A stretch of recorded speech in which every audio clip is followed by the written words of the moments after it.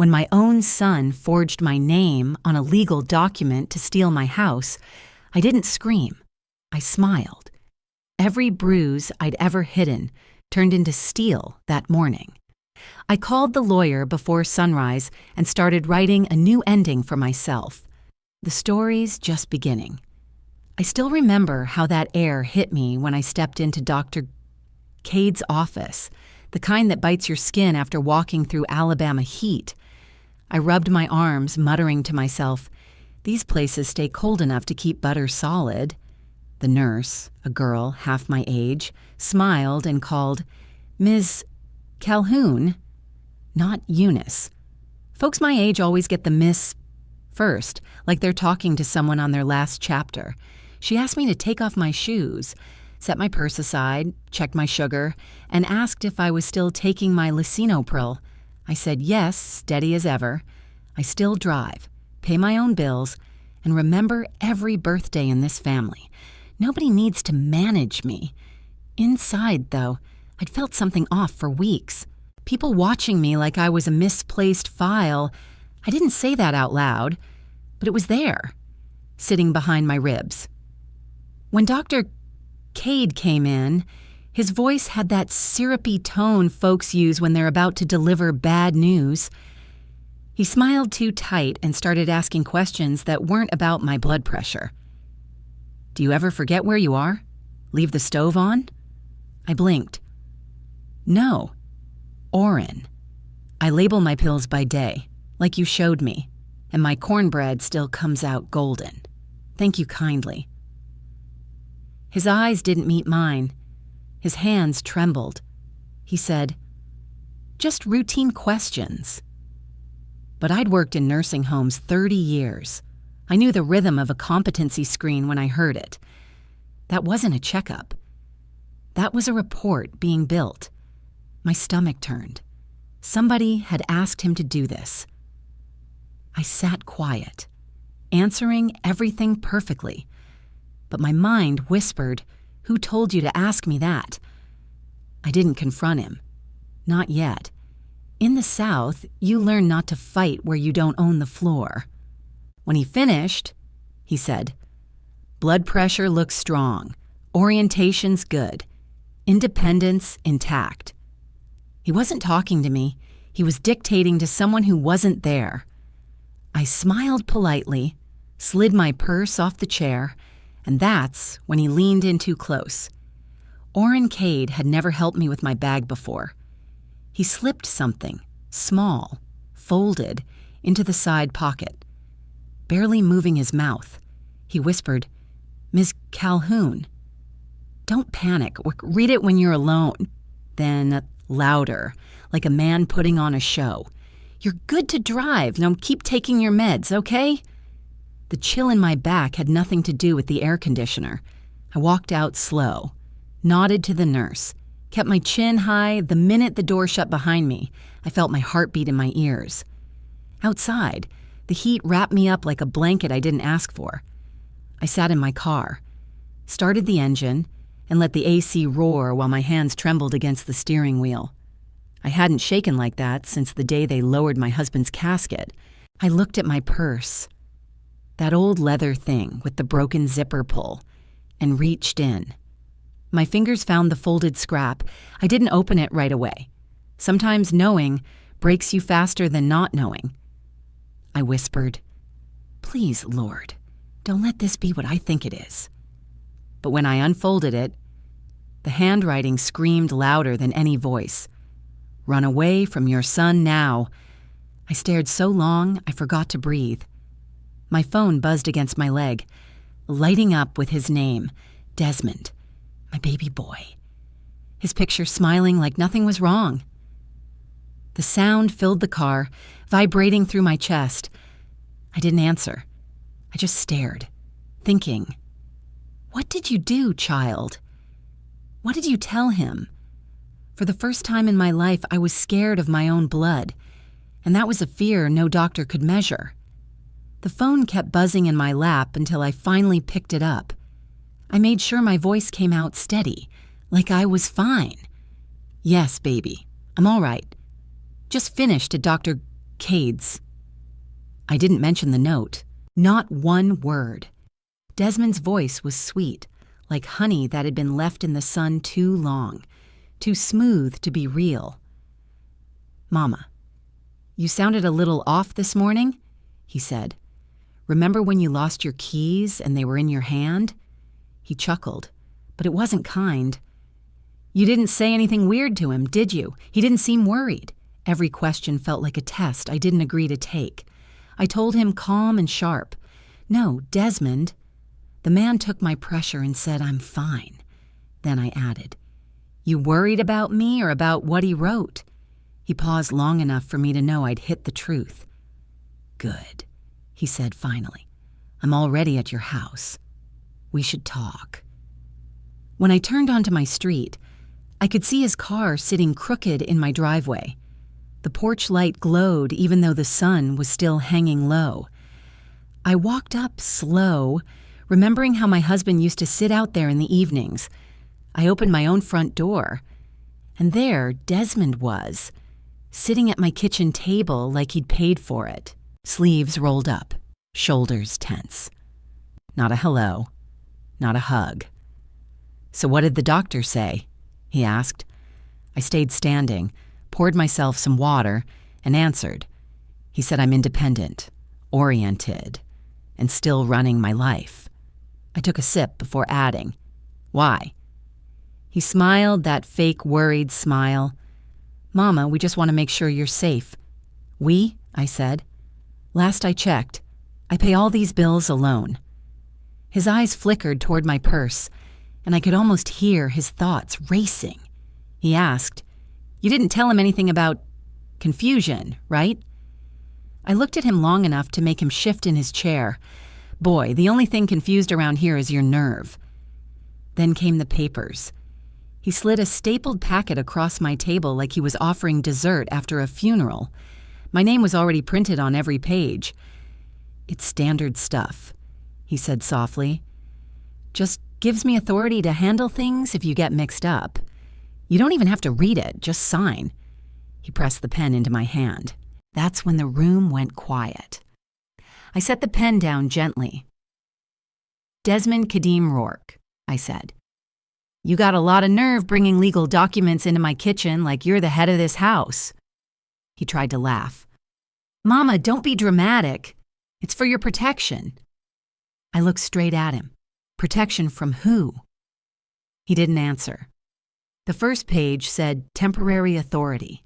The second said financial and medical control. He had his hand covering that part. I took a slow breath. "I worked 38 years in healthcare. You can't fool me with print size." He flinched. "Mama, you don't trust your own son?" "Trust don't come stapled," I said, sliding the papers back across the table. His sweetness cracked. "You're making this harder than it needs to be," he muttered. He leaned closer. "If you start slipping, this keeps you out of state custody." "Thrown by who?" I asked. He didn't answer. I could hear the refrigerator hum and the cicadas outside like witnesses. Then I saw it, the title under his hand, Limited Guardianship Authorization. He'd planned this. I smiled, slow and deliberate. "You can leave it here," I said. "I'll look it over." That was my lie to him, the first one I'd told in years. He kissed my forehead like he was saying goodbye to someone fading away. "Don't make this hard, Mama." As he turned toward the door, he called, "Celine, come on in." When my daughter-in-law stepped into my kitchen, her smile was already rehearsed. She looked at me the way people look at someone they've already written off. And right then, I knew. My real fight had just begun. Desmond stood in my kitchen with his arms crossed like he'd paid the mortgage himself. The evening air was thick with that Alabama humidity, and yet the chill coming off him could have cooled the whole room. "Mama," he started, loud enough for the neighbors to hear. "You don't move like you used to. You left the back door unlocked last week." Anybody could have walked in on you. I turned from the sink and said plain, "My door was locked." "Desmond, you used your key." His jaw tightened. "I'm just trying to protect you before the state steps in and embarrasses you." That line hit deep. The kind of shame you only use on folks raised to keep family business quiet.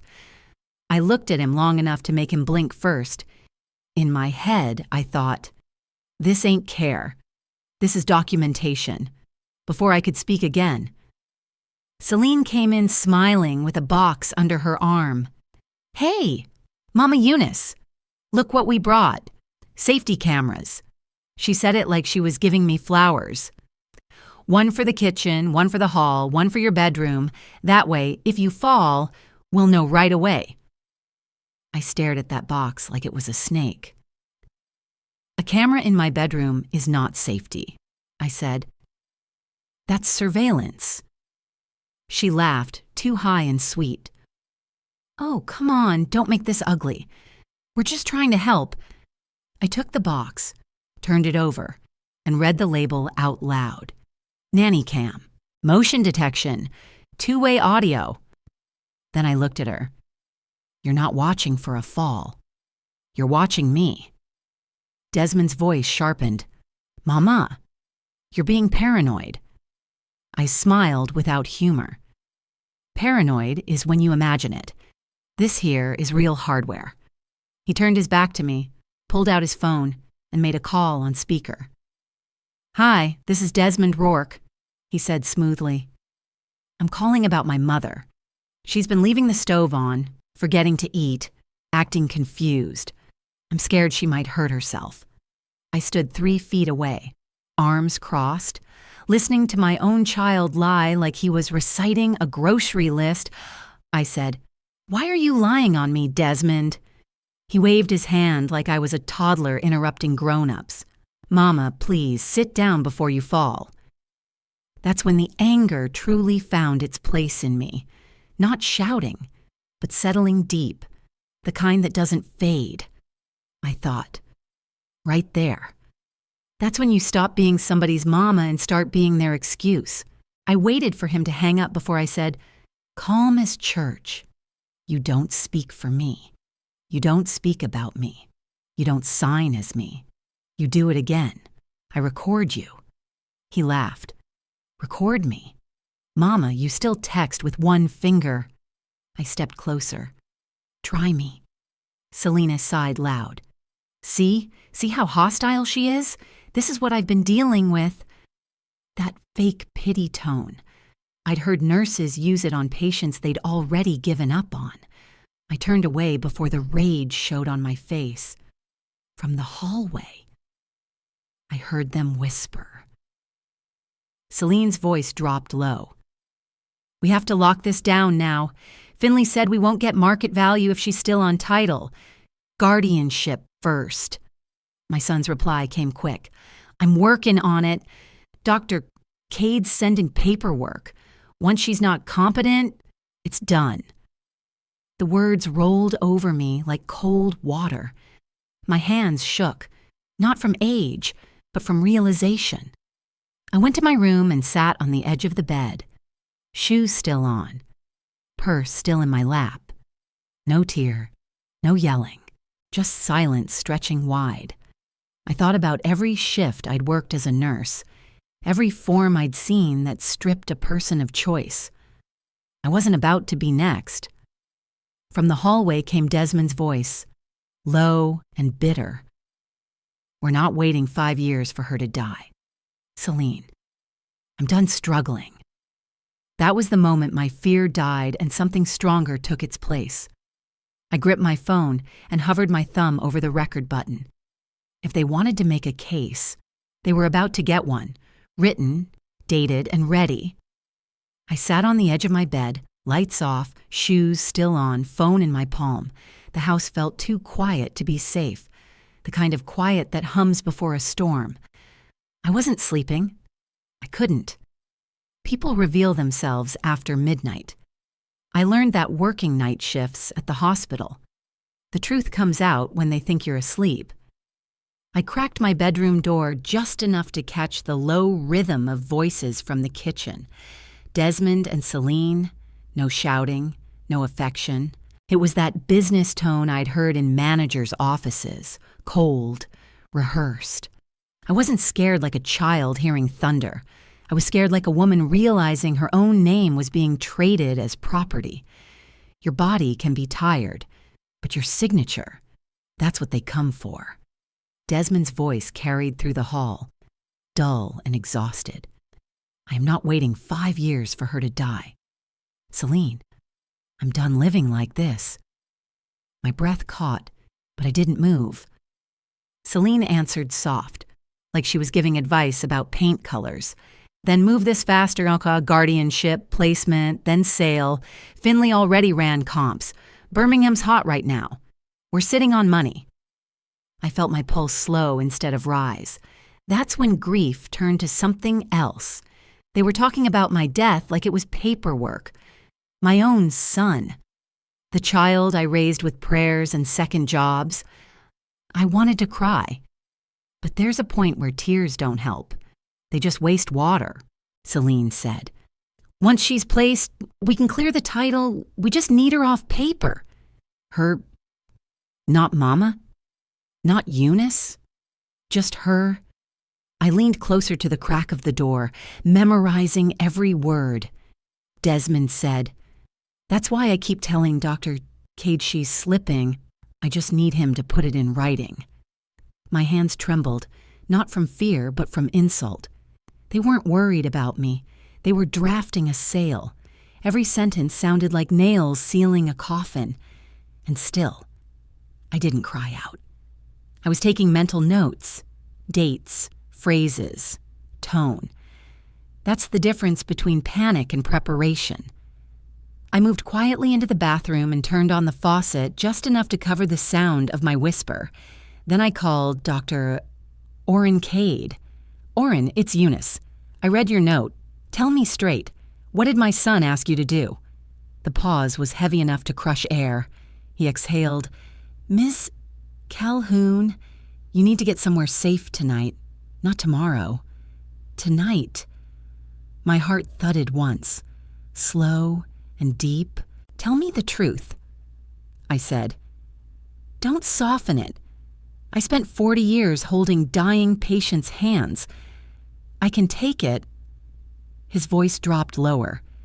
"Your son asked me to declare you cognitively impaired, said you were confused and unsafe alone.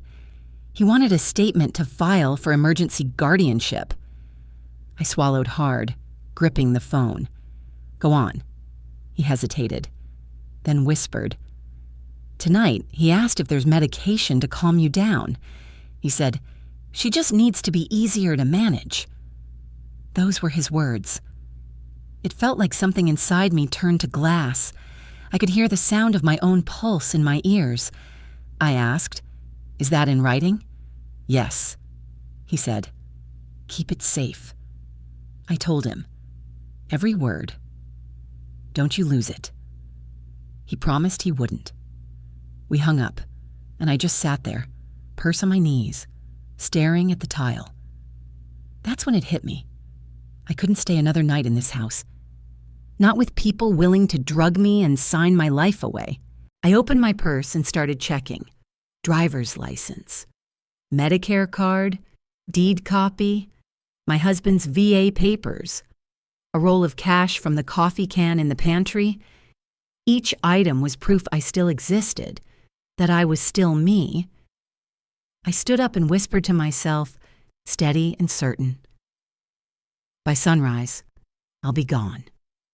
And when they wake, they'll remember who built this life and who's about to take it back." The clock read 4:45 a.m. The house was still and black except for a sliver of light from the street lamp slipping through the blinds. I moved like I used to on night shifts. Quiet. Sure. No wasted steps.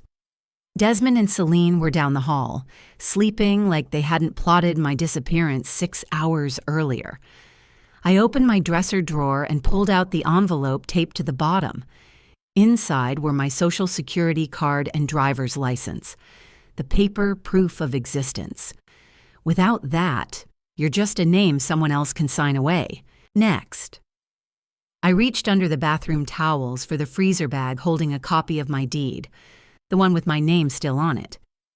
Then came my husband's VA pension paperwork, folded with his handwriting on the corner. Keep this safe, Eunice. I grabbed my pill bottles. Labels clear, doses right. I'd never missed one. Proof I wasn't slipping. Finally, I went to the pantry and lifted the coffee can wrapped in a Publix bag. Emergency money. Old habit from leaner years. I smiled to myself. Things can be bought again, I whispered. Proof can't. At the front door, I stopped. That wood frame held decades. Birthdays, arguments, peace. I touched it with my fingertips. This is my house, I said softly. And I'm walking out because I choose to, not because they made me. I locked the door behind me, took my keys, and didn't look back. The air outside was thick with dew and freedom. Sprinklers ticked. A paperboy's bike clattered on the next street. The world didn't care that I was reclaiming my life. I sat in the car, gripped the steering wheel, and said what my mother used to before hard days. Lord, walk with me. Then I drove. By 7:30, I was downtown in Gloria Penn's office, blinds half open, the smell of strong coffee cutting through the fatigue. Her plaque read, Elder Law, Guardianship Defense, Probate. I handed her my packet, deed copy, doctor's note, the recording of Desmond saying he wasn't waiting 5 years for me to die. Gloria didn't gasp or pity me. She just nodded slow. Mrs. Calhoun, this is attempted financial exploitation and unlawful guardianship, I asked. Is that a crime or just family business? She looked me dead in the eye. In Alabama. Ma'am, that's elder abuse. They can call it love all day long. It's still theft. She pressed a button on her desk. A woman in a gray blazer stepped in. Rowan Vale, Adult Protective Services. Badge clipped to her hip. Legal pad in hand. Ms. Calhoun, are you safe right now? She asked. The question landed deep. Nobody had asked me that in years, Rowan said. Your son's already filed 2 identical welfare calls about you. We flagged them, rehearsed statements. Not genuine concern. She explained they'd record a time-stamped evaluation that morning to prove I was lucid and self-sufficient. I nodded. Good, I said. Let's put it on paper. That paper's my shield. Gloria played the recording aloud. Desmond's voice filled the office. I'm not waiting 5 years for her to die. She leaned back. That's motive. That's greed. If you want to go to war, I can have a judge freeze your property and file charges today. He could be in handcuffs by Friday. I didn't cheer. I just breathed. For the first time in days, it reached the bottom of my lungs. He thinks I'm weak, I said. He forgot who taught him how to fight. Gloria's eyes glinted. Then let's remind him. She asked, Do you want to stay quiet or make an example? I answered, Make an example. Rowan nodded. Then we move first. By the time Desmond woke up, I'd already stopped being his victim. I was about to become his reckoning. Gloria told me that morning where my son would be, sitting in my bank, trying to convince a 20-something banker that his confused mama needed financial help. She'd already called ahead. Rowan confirmed Desmond had booked an appointment. That's what elder abuse looks like now, I told the audience. Not bruises, paperwork. I walked through those glass doors with my head high, Gloria on one side, Rowan on the other. I was wearing my Sunday jacket and pearls. My mother used to say, if you're walking into battle, you better look like you've already won. The air smelled like carpet cleaner and fear.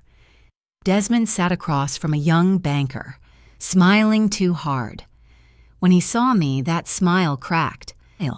He looked like a man who'd just seen the ghost of the woman he tried to bury alive in legal forms. Before anyone could speak, he stood and said, loud enough for the whole lobby, "This is what I was telling you. She wandered off again. Gets paranoid, thinks we're stealing. We're just trying to help." His tone was syrup, sticky with fake concern. He reached to touch my arm, the way you'd calm a child mid-tantrum. I stepped back. "Do not put your hands on me," I said clearly. "For every camera and witness." The banker froze. Desmond switched to wounded son mode. "Mama, don't do this here. You're scaring people." I ignored him. I faced the banker, voice calm and strong. "My name is Eunice Laverne Calhoun. This is my account, my pension. I have not authorized anyone to access or help manage anything." I slid my ID across the desk. "And for the record, I am not incompetent." The sound of my own composure filled that room better than any sermon. Gloria laid her business card between us like a shield. "Gloria Penn, elder law attorney for Mrs. Calhoun," she said evenly. "There is no guardianship in place. Any claim otherwise is fraudulent." Rowan stepped up, badge flashing in the light. "Rowan Vale, Adult Protective Services, State of Alabama," she announced. "We are documenting an attempted unauthorized access to a senior's protected assets." Desmond's face twisted red. "What the hell is this? You calling APS on me?" Rowan didn't blink. "No, sir, I am APS. And you just gave me your name." The banker leaned back slow, hands off the keyboard. The air thickened. You could feel the judgment in that silence, the one that follows truth, finally stepping into daylight. I pulled out my phone. "Desmond," I said, "since you're so concerned about my safety, let's all hear what you sound like when I'm not in the room." I pressed play. His voice came out clean, steady, cruel. "I'm not waiting 5 years for her to die. Celine, I'm done living like this." The lobby went dead quiet. Celine, who had just walked in, gasped like she'd swallowed glass. Desmond lunged forward, reaching for the phone. Gloria blocked him, voice sharp as glass. "Touch my client, and I'll have you in cuffs before you hit the sidewalk." Rowan's tone dropped low, but carried across the lobby. "Desmond Calhoun, you are now under investigation for elder exploitation. Any attempt to contact Mrs. Calhoun about her finances or property may be treated as coercion. Do you understand?" He laughed. "Brittle. She's confused. You're all making a mistake." Gloria stepped in, calm as judgment. "We're filing an emergency freeze on her property. If you plan to sell her house, that dream's over." I looked him dead in the eye. "You forgot who I am. You thought I was tired. I'm not tired. I'm awake now. Duh." The banker's hands trembled slightly over the keyboard, pretending to tidy papers, while every customer in that lobby listened to the fall of a man who thought his mama was easy prey. Gloria leaned forward, voice level and final. "Effective immediately. You are trespassed from Mrs. Calhoun's property. Step foot there, and it's elder abuse in progress. Police, press, record." Celine whispered, "Eunice, please, let's handle this privately." I turned to her. "Family doesn't steal family's life while she's still breathing." Then I turned my back, walked out into the bright Birmingham sun, and felt the weight lift off my shoulders. That was the last day my son spoke to me like he owned me. Rowan drove me back to Pine Crest that afternoon, the late sun sliding behind the trees. From the passenger seat, My house looked smaller, like it had been holding its breath.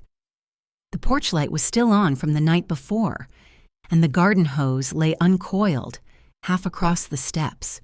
I hadn't left it that way. Rowan kept her voice steady, explaining. The emergency protection order is active. If they step foot here, it's an arrest. I nodded, repeating it aloud for myself. They step on my porch. They go in cuffs. She smiled a little. That's right, ma'am. A locksmith was already working the deadbolt, metal clinking in rhythm. Watching him, I realized how power can sound like that. A lock turning your way for once. I should have done this the first time he raised his voice. I said.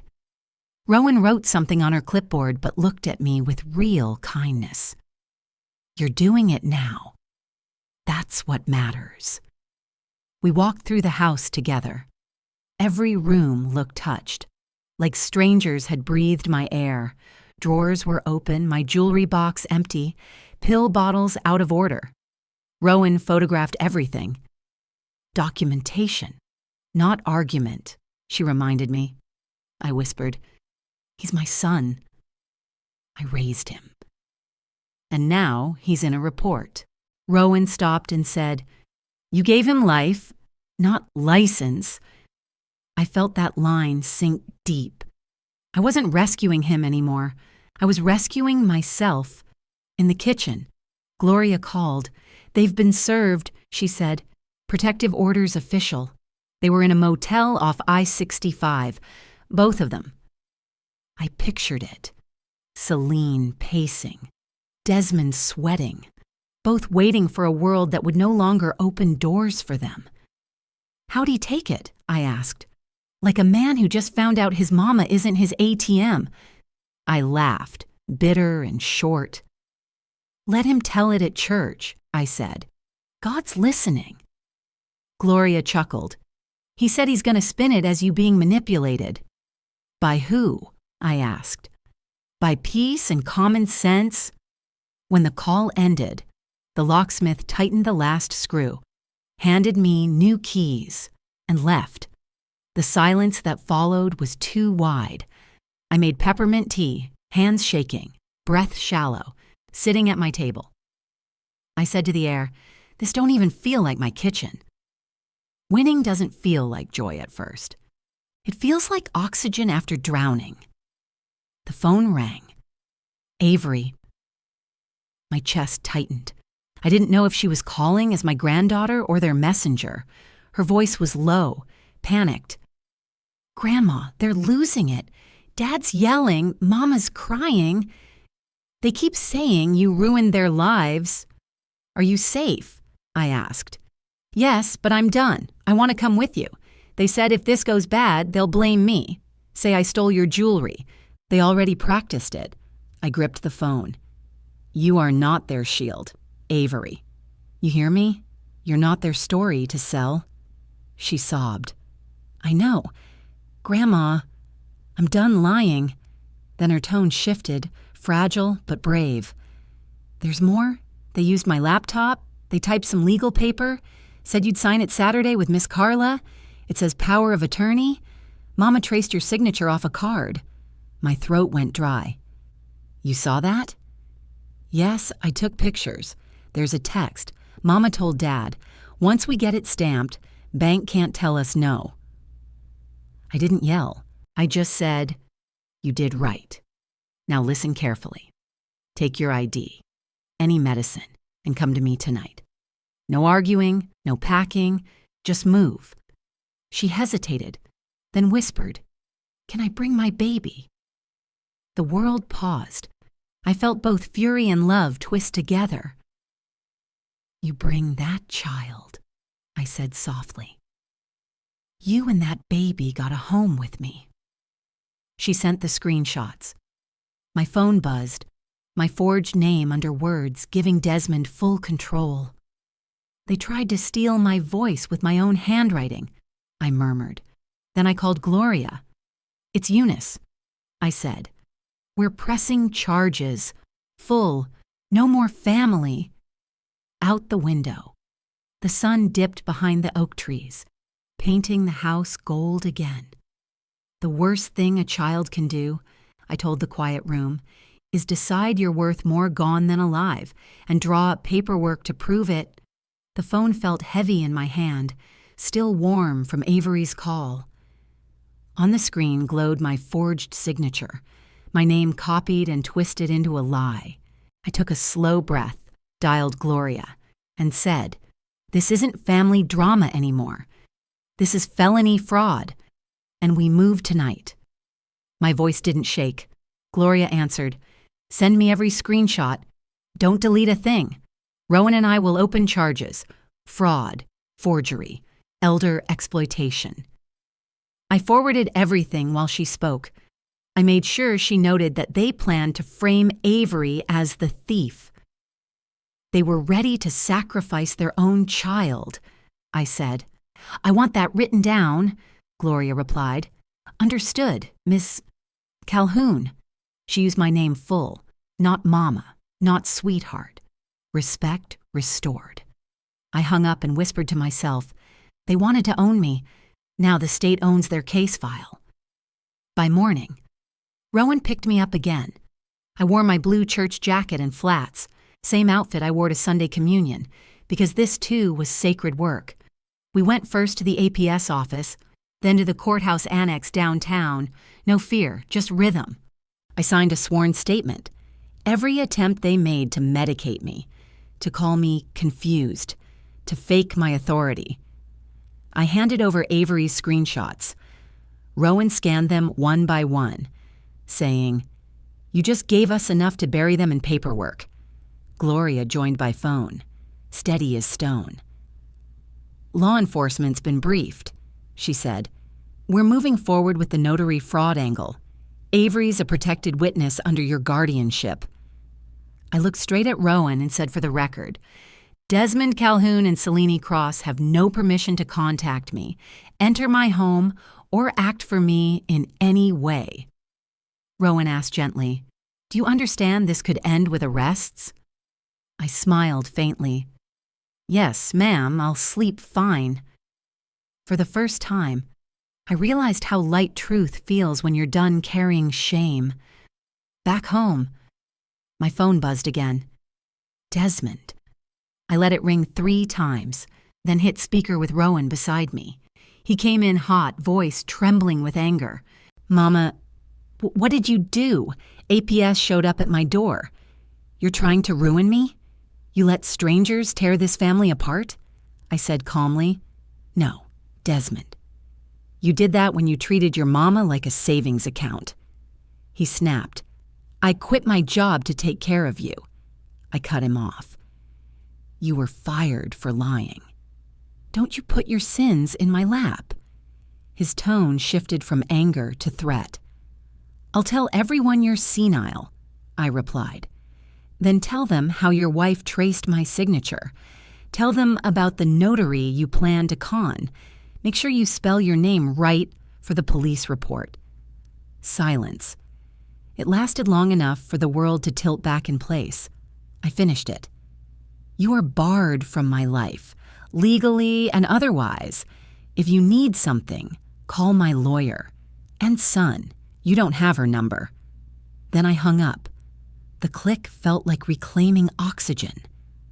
That afternoon, Avery arrived with one backpack and a belly barely showing. She looked too young to be carrying both life and grief. I opened the door wide. "You hungry?" I asked. She nodded. I made her cornbread and beans. Real food. Warm food. We sat at the table where the storm had started. I said, "Here are my rules. You finish school. You see a real doctor. You tell the truth, even when it shakes. And in this house, we don't fake papers or weaponize family." She wiped her face. "Yes, ma'am," she whispered. "Am I safe?" "You and that baby both," I said. "You're home now." That night, the house was quiet again. Locks changed, walls steady, air calm. I looked around and saw the home I built with my own hands. finally free of ghosts. I spoke out loud, not to Desmond, not to God, but to the ones watching.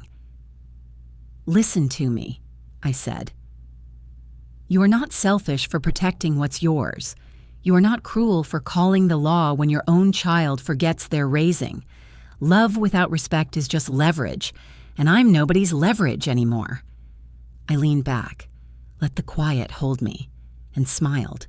"My name is Eunice Laverne Calhoun. I'm 68 years old. I'm still in my house. I'm still in my right mind. And from tonight on, I choose who I am and who gets to call me Mama."